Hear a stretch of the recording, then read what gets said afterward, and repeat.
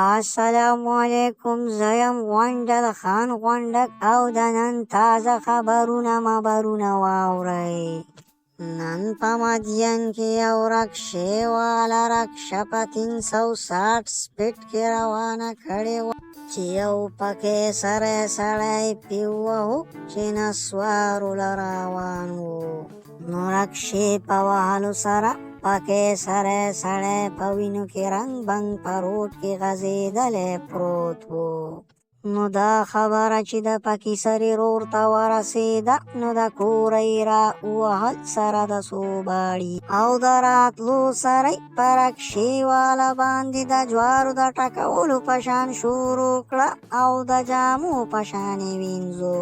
نو په وهلو سره د رکشې والا سر درې ځای مات شو. مازغو یې کار پرېښو، کیدای شي کوما کې ملاړ شي. اوس په هسپتال کې پروت دی، څوک نه پېژني او یو ته وایي ته څوک او بل ته وایي ته څوک او تش د کدو په شان په کټ کې پروت دی او بقایا خیر خیریت دی. نو راځئ اوس بل خبر طرف ته.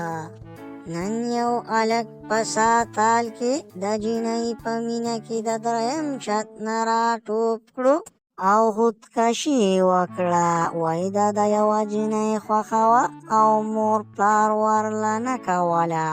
نو د هلک د ځمکې د لګېدو سره سر جدا، دواړه لاسونه جدا، ملا جدا او خپې جدا پرتې وې.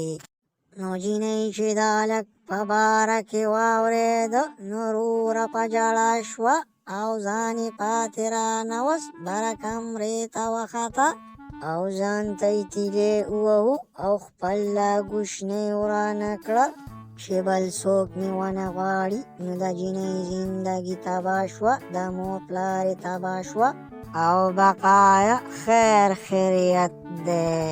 نو د دې سره د نن خبرونه ختم شو. بیا به سبا ګورو. د الله په امان.